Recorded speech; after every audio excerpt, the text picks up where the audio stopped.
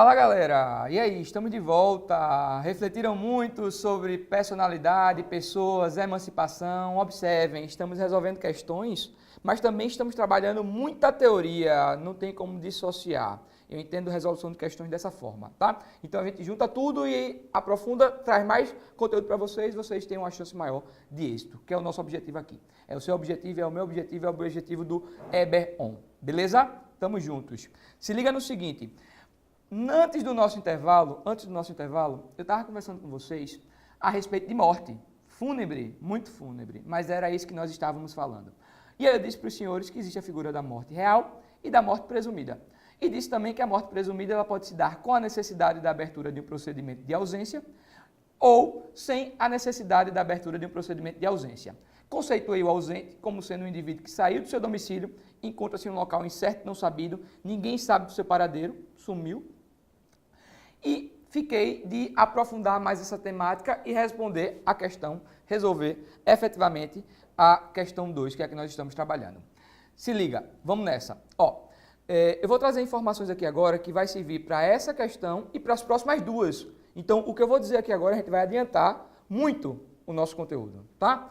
Observa, morte presumida sem a necessidade de ausência. Quem está com o Código Civil, pega o artigo 7 do Código Civil. Vai para o artigo 7 do Código, que lá está dito o seguinte: a morte presumida sem a necessidade da abertura de um procedimento de ausência se dará em duas situações, duas hipóteses de morte presumida sem ausência. A primeira hipótese de morte presumida sem ausência é quando for extremamente provável a morte de quem está em risco de vida. Então, sendo extremamente provável a morte de quem está em risco de vida, é a hipótese de morte presumida sem a necessidade da abertura de um procedimento de ausência. Imagine, jovens, imagine que meu pai estava no avião, no voo da Air France, com destino a Paris. E esse avião caiu no meio do Oceano Atlântico. Ninguém nunca encontrou os restos mortais dele. Observe, morreu. Infelizmente morreu. Infelizmente é morte. Agora, não tem o corpo morto, por isso que eu não digo que é morte real. Se não tiver o corpo morto, a gente não pode deduzir, não pode definir como sendo uma morte real. É morte presumida, sem a necessidade da abertura de um procedimento de ausência. Não precisarei abrir a ausência, sendo extremamente provável a morte de quem está em risco de vida. Segunda hipótese de morte presumida, sem a necessidade da abertura de um procedimento de ausência. A segunda hipótese acontece quando o indivíduo ele é feito prisioneiro ou desaparecido em campanha, e não retorna até 2 anos. Vem para mim, se liga, não retorna até 2 anos, tira uma gota de sangue e marca no seu vadimécum esse prazo de 2 anos. Cai muito em prova, tá? Não retorna até 2 anos do término da guerra. Então, se você pegar seu artigo 7º, inciso 2 do Código Civil, lá você vai encontrar. Se o indivíduo foi feito prisioneiro ou desaparecido em campanha e não retornou até 2 anos do término da guerra, se liga no termo inicial da contagem do prazo. Termo inicial da contagem do prazo. É 2 anos do término da guerra, tá? É morte. Morte presumida sem a necessidade de um procedimento de ausência. Fechou? Nessas duas situações, caberá ao magistrado fixar a data provável do óbito. Isso é uma obrigação prevista no parágrafo único do artigo 7º do Código Civil. Nessas duas hipóteses, deverá o juiz fixar a data provável do óbito. Fechado? Maravilha. Então, se liga, vimos as hipóteses de morte presumida sem a necessidade de um procedimento de ausência. Queria fazer com vocês também, se vocês me permitem, uma síntesezinha sobre o procedimento de ausência, que cai muito em prova. Tanto cai que a gente vai ver aqui algumas questões mais adiante da IBFC sobre ausência. Então, a gente faz essa síntese agora e ganha tempo na resolução das próximas questões. Fechado? Quem está anotando, passa um traço no caderno aí e coloca ausência, morte presumida com ausência. É isso que a gente vai falar agora. Vejam, antes de qualquer coisa, eu preciso dizer para vocês o seguinte. O procedimento de ausência, ele não tem como objetivo encontrar o ausente. É muito natural e até é muito comum o aluno ele começar a estudar o procedimento de ausência e pensar, o procedimento de ausência tem como objetivo achar o ausente. Isso é mentira. O procedimento de ausência não tem como objetivo encontrar o ausente. Na realidade, se o ausente aparecer, ou se ele for encontrado, acabou a necessidade do procedimento de ausência. Acabou. Por quê? Porque não está mais ausente. Muito óbvio. Quem se preocupa em encontrar o ausente são as ciências de menor relevância. Direito penal, processo penal, que vocês têm que estudar porque é uma obrigação. Porque eu sei que vocês não gostam, vocês gostam de direito civil, ciência mais importante, mais nobre do mundo jurídico, não é? Puxando um pouquinho para o meu lado. Eu costumo brincar dizendo que de direito penal e processo penal eu só gosto dos professores, que são meus amigos. Fora isso. Enfim, se liga. Procedimento de ausência não tem como objetivo encontrar o ausente. Na realidade, o procedimento de ausência tem como objetivo inicial proteger o patrimônio do indivíduo que sumiu, proteger o patrimônio do ausente, e no segundo momento, transferir a posse desse patrimônio para os herdeiros, e no terceiro momento, declarar a morte presumida. Tá? Então, essa é a lógica do procedimento de ausência. Vem para cá, presta atenção. Dito isso, eu preciso dizer para vocês que o procedimento de ausência ele é trifásico, ele tem 3 fases. Tudo que eu vou falar com os senhores, vocês vão encontrar no Código Civil, do artigo 22 ao 39. Artigo 22 ao 39 do Código Civil, lá está efetivado o procedimento de ausência. Tá? Bom, primeira fase do procedimento de ausência é denominada de curadoria dos bens do ausente. Curadoria dos bens do ausente. Então, qual é o objetivo dessa primeira fase? Observem, Felipe sumiu hoje. Sumiu hoje, então o que é que eu vou ter que fazer? Eu vou ter que inicialmente nomear um curador. Quem é que pode ser o curador? Se liga, está no artigo 25 do Código Civil. Pode ser curador o cônjuge, contanto que não esteja separado de fato há mais de 2 anos, ou não esteja separado judicialmente, quem está com o código acompanha. O cônjuge, os pais e os descendentes. Na classe dos descendentes, o mais próximo exclui os mais remotos. Então a ordem é essa. Inicialmente o juiz vai atribuir esse munus ao cônjuge. Em um segundo momento vai para os pais e por fim aos descendentes. Sempre me perguntam, Felipe, se por um acaso um indivíduo ele for solteiro, órfão e estéril, ou seja, não tiver nem cônjuge, nem pai, nem descendente, quem é que vai ser o curador? O curador vai ser quem o juiz escolher. O juiz vai escolher. Fechado? Então, primeira fase, curadoria dos bens do ausente. Primeiro objetivo, nomear um curador. Depois que eu nomeio um curador, eu vou declarar a ausência do cidadão e vou arrecadar os seus bens. Cumprir os objetivos da primeira fase. A segunda fase é chamada de sucessão provisória. Por que é sucessão provisória? Porque os herdeiros já vão ser chamados a suceder provisoriamente. Os herdeiros já receberão a posse dos bens deixados pelo ausente. Tá? Então, observa, essa sucessão provisória, ela pode ser aberta depois de quanto tempo? De acordo com o nosso Código Civil, a sucessão provisória pode ser aberta depois de 1 ano ou depois de 3 anos, se o ausente tiver deixado procurador. Então, depois de 1 ano da arrecadação dos bens ou depois de 3 anos, se o ausente tiver deixado procurador, é possível que haja a abertura da sucessão provisória. Fechado nisso? 1 ano ou 3 anos? 1 ano ou 3 anos.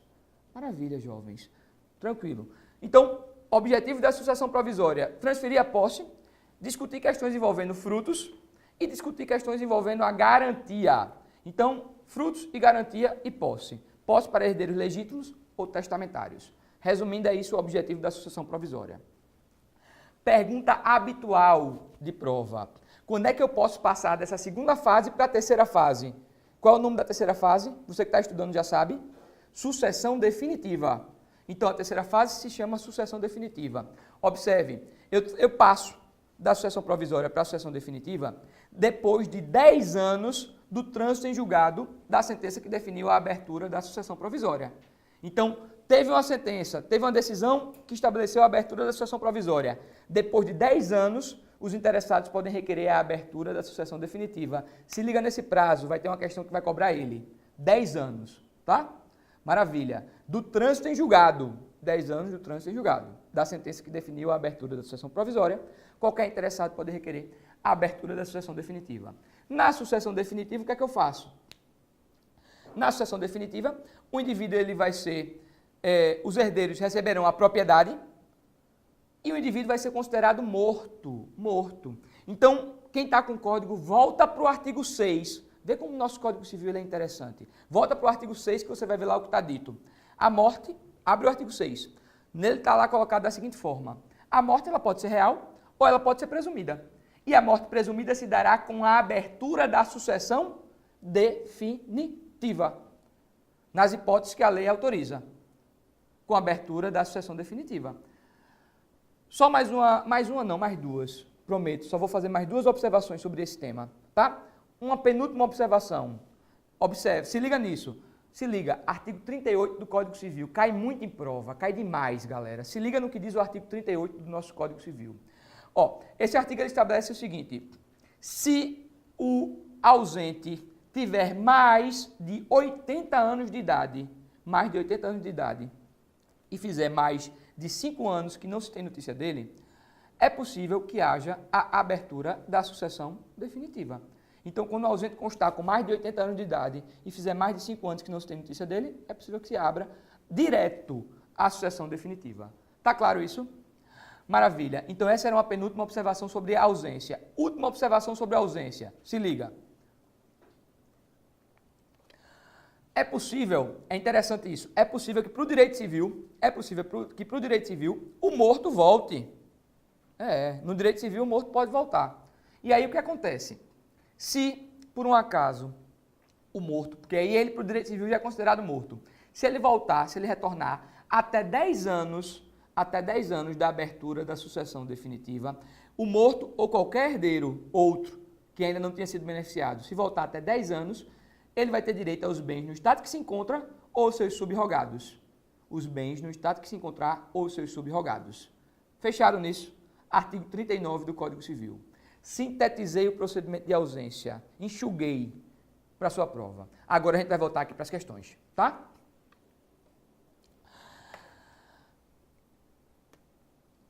Deixa eu avançar aqui. Estávamos na terceira questão, na letra D da terceira questão. Ó, a existência da pessoa natural termina com a morte. Até aí, tudo certo. Deixa eu voltar aqui. Termina com a morte. Caneta. Termina com a morte. Beleza. A qual se presume quanto aos ausentes no caso em que a lei autoriza a abertura da sucessão provisória. Falso. Não é no caso que a lei autoriza a abertura da sucessão provisória. É nas hipóteses em que a lei autoriza a abertura da sucessão definitiva. Beleza? Maravilha, jovens. Então, a letra D está errada por conta disso, porque a gente está buscando a alternativa correta, tá? Passemos agora para a quarta questão. Com relação ao ato de disposição do próprio corpo e sua disciplina pelo Código Civil, marque a alternativa incorreta, a alternativa errada. Olha o que diz a letra A, estamos buscando o que está errado. Disposição do próprio corpo. Observa, a letra A, é válido o ato de disposição corpórea, que contraria os bons costumes, independente de exigência médica. Falso. Vem para mim. Ó, está dito exatamente assim no artigo 13 do nosso Código Civil. Pega teu código e abre no artigo 13. Salvo por exigência médica, é vedado o ato de disposição corpórea que implique uma diminuição permanente da integridade física ou que contrarie os bons costumes. Essa é a regra. Então, qualquer ato de disposição corpórea que implique uma diminuição permanente da sua integridade física ou que contrarie os bons costumes, está errado, é vedado, é proibido. Fere os seus direitos da personalidade, fere os atributos da sua personalidade, é proibido. Se tiver uma exigência médica, tudo bem, mas se não, é vedado. Tranquilo? Massa, então a letra A está errada. B. É admitido para fins de transplante na forma da lei especial. Se liga num detalhe, nós estamos buscando a alternativa errada. Então, se estamos buscando a alternativa errada e a letra A está errada, letra A efetivamente é o nosso gabarito. Gabarito da quarta questão, letra A, tá? Vamos ver as outras se realmente estão corretas. B. É admitido para fins de transplante na forma da lei especial. Perfeito. Isso está no parágrafo único do artigo 13 do Código Civil. Vem para mim, se liga no seguinte, a doação de órgãos e de tecidos, ato extremamente louvável, ato extremamente estimulável, que todos nós devemos praticar, de acordo com o nosso Código Civil, pode ser feito de duas formas. Então, observe, a doação de órgãos e tecidos pode ser entre vivos ou pode ser pós-morte. O que é que você precisa saber para a sua prova, de forma muito objetiva, muito pragmática, a respeito da doação de órgãos entre vivos? É exatamente o que está previsto no artigo 13, parágrafo único do Código Civil, que a doação de órgãos entre vivos é um ato que vai ser regido por uma lei própria, a Lei de Transplantes de Órgãos e de Tecidos. Tem um procedimento próprio, previsto por uma lei própria, é um ato gratuito. Então, imagine, tem uma pessoa que está precisando de um rim, eu posso ir lá e vender meu rim? Não, é um ato gratuito. Tá? Então, transplante de órgãos, doação de órgãos entre vivos é gratuito, como o próprio nome diz, é doação. Eu não posso comercializar. Tá? E vai seguir um procedimento próprio na lei própria. Por outro lado, observe que a doação de órgãos e de tecidos pode ser pós-morte. Hoje sabemos que a medicina ela evolui muito. Quase tudo pode ser aproveitado. Não é, meus amigos? Quase tudo pode ser pele, cabelo, rim, fígado, coração, tudo pode ser aproveitado, quase tudo. Então, vejam, a doação pós-morte está no artigo 14, doação pós-morte está no artigo 14, e tem alguns requisitos específicos que eu vou dizer para vocês.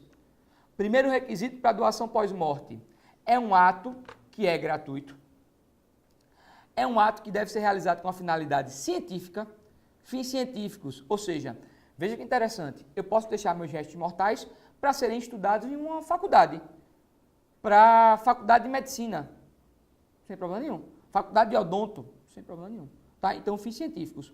Ou por altruísmo, é possível que os atos, é possível que os restos mortais sejam também doados para quem precisa, altruísmo, causas nobres, ajudar o próximo, altruísmo, ajudar o próximo, tá? Então, se liga, artigo 14, a doação pós-morte é um ato gratuito realizado com fins científicos, por altruísmo, e é também um ato revogável a qualquer momento. É um ato revogável a qualquer momento. Então, doação pós-morte é ato revogável. Tá? Fecha nisso para mim. Maravilha. Deixa eu dizer uma coisa para vocês. Cai demais esse parágrafo do artigo 13 e o artigo 14. Então, se liga nessas informações. Vamos voltar para a questão. C. É válida com objetivo científico ou altruístico, à disposição gratuita do próprio corpo, no todo ou em parte, para depois da morte. Perfeito. É exatamente o que acabamos de dizer. Tá? Artigo 14 do nosso Código Civil. C, letra D. O ato de disposição pode ser livremente revogado a qualquer tempo. Muito bem. É livremente revogável a qualquer tempo. Também está certo. Está no artigo 14 isso. E aí, matamos essa quarta questão, que ela só vai até a letra D. Buscando a alternativa incorreta, letra A. Fechado? Avançamos. Temos muitas questões para respondermos. Quinta questão. E BFC também, como já disse para vocês, que seria: assinale a alternativa correta com base nas disposições do Código Civil sobre os direitos da personalidade. Então, estamos buscando alternativas corretas. Letra certa. Aí, letra A. Os direitos da personalidade são intransmissíveis e irrenunciáveis. Parou tudo, vem para mim. Essa regra de características dos direitos da personalidade encontra-se prevista no artigo 11 do Código Civil. O artigo 11 do Código Civil diz o seguinte: salvo por disposição legal, os direitos da personalidade eles são intransmissíveis e irrenunciáveis, não podendo sofrer limitação voluntária. Letra de lei do artigo 11 do Código Civil. Então, em regra, intransmissibilidade, irrenunciabilidade e a impossibilidade de limitação voluntária são características dos direitos da personalidade. Tem exceção, Felipe? Tem. Qual é a exceção? As exceções que a lei trouxer. É assim que funciona. Tá? Então, volta para cá. Os direitos da personalidade são intransmissíveis e irrenunciáveis, não havendo qualquer possibilidade da lei criar exceção. Falso. Falso. Porque eu acabei de dizer que, pela redação do artigo 11, no nosso Código Civil, artigo 11, primeira parte, a primeira coisa que é dita é isso. Salvo as exceções previstas em lei. Logo, é possível que tenhamos exceções. Tá? Bom. B. Os direitos da personalidade são intransmissíveis e irrenunciáveis. Maravilha.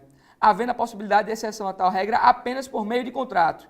Aí está falseando, né? Aí está falseando, está errado. Que não é por meio de contrato. Eu não posso limitar um direito da personalidade por uma previsão contratual, mas sim por previsão legal.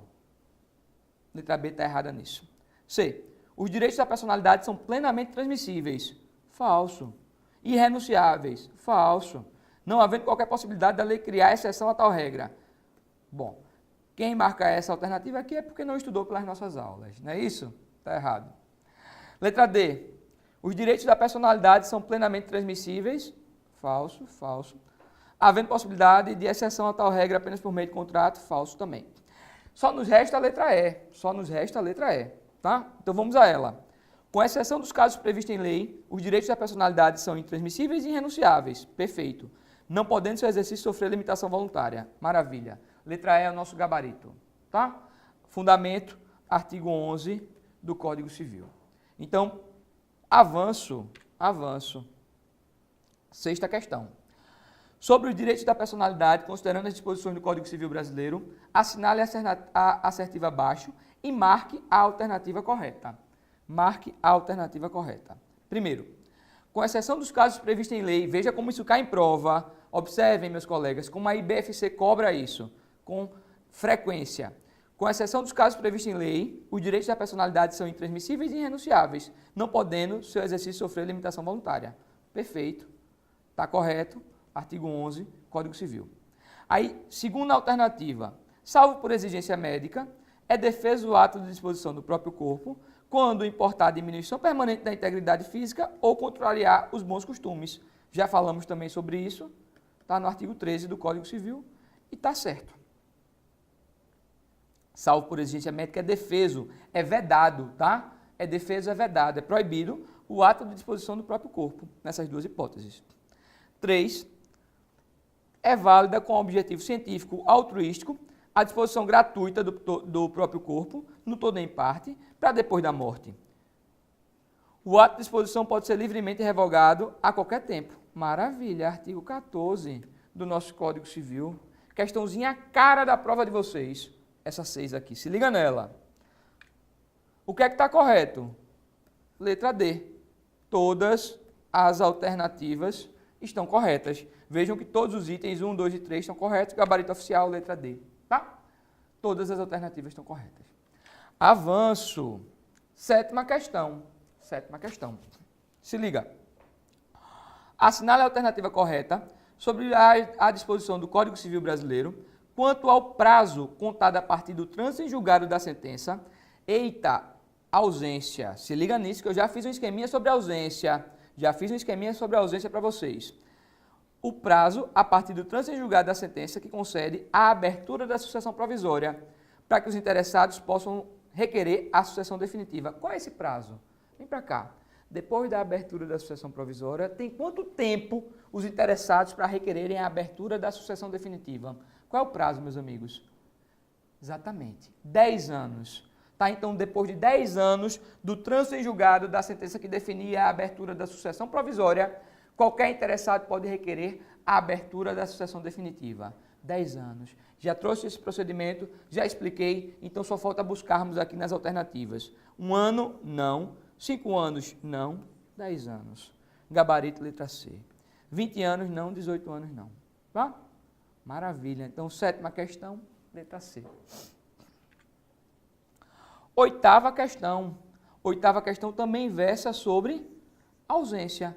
A oitava questão também é uma questãozinha sobre ausência, questão interessante, questão importante, que a gente pode responder. Vê o que diz essa questão.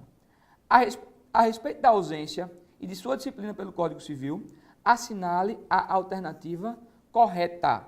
Então vamos lá, já temos conhecimento sobre a ausência e vamos buscar o que está correto aqui, o que é correto aqui nessa oitava questão.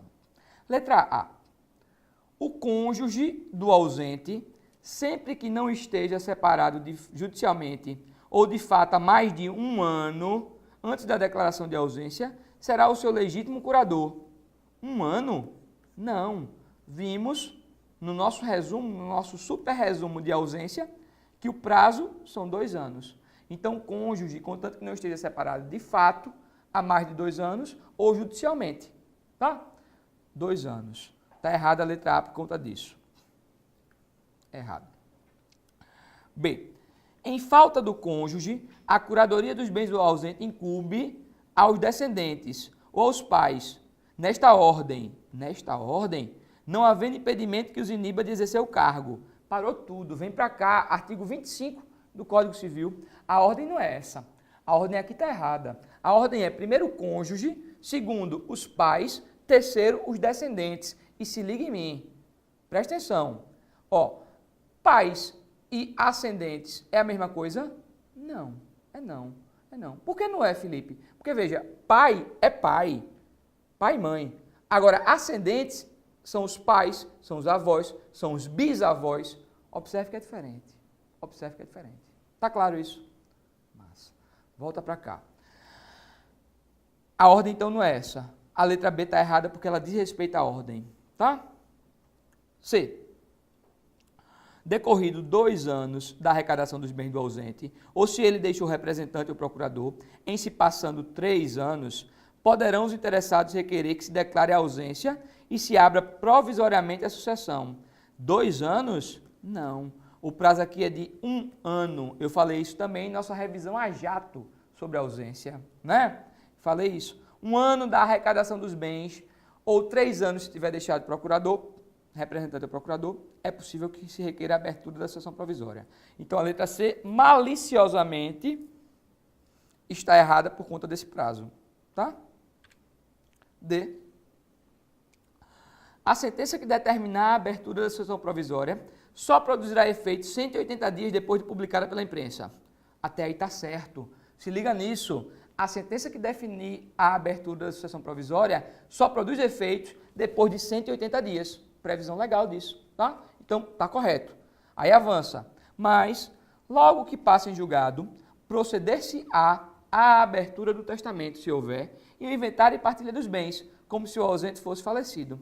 Perfeito. Como estamos buscando o que está correto, o gabarito é letra D. Tá certo.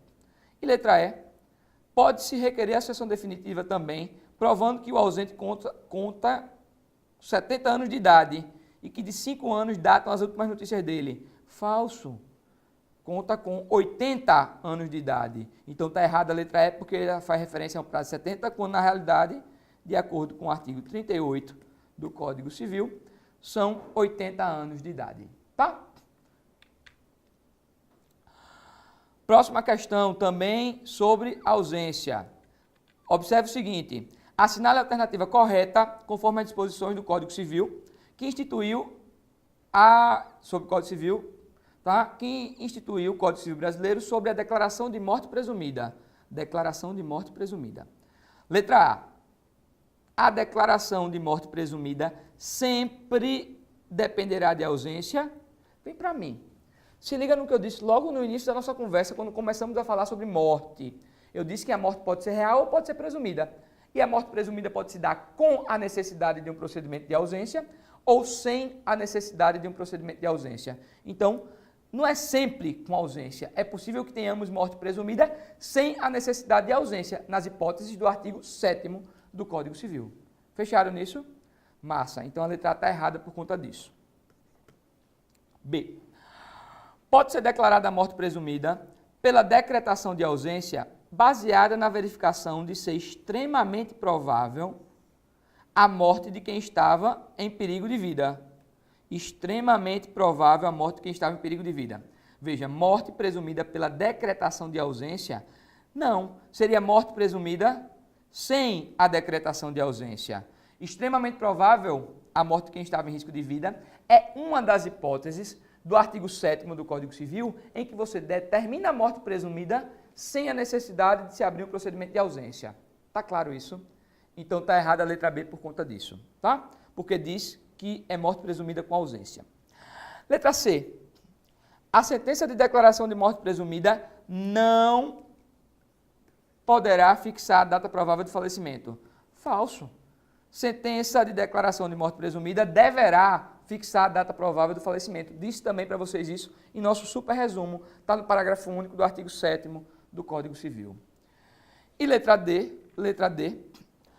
pode ser declarada morte presumida sem decretação de ausência, morte presumida sem decretação de ausência, se alguém desaparecido em campanha ou feito prisioneiro não for encontrado até 2 anos do término da guerra. Que maravilha! 2 anos do término da guerra. Isso está no artigo 7º, inciso 2 do Código Civil. Tá? Então, o nosso gabarito é letra D, levando em consideração que nós estamos buscando a alternativa correta. Nona questão, gabarito, letra D. Está gabaritada, vem para mim. Observem, jovens, com essas questões nós terminamos efetivamente o tema das pessoas naturais. Como foi proposto no início da nossa conversa, hoje a gente vai falar sobre pessoas naturais e pessoas jurídicas.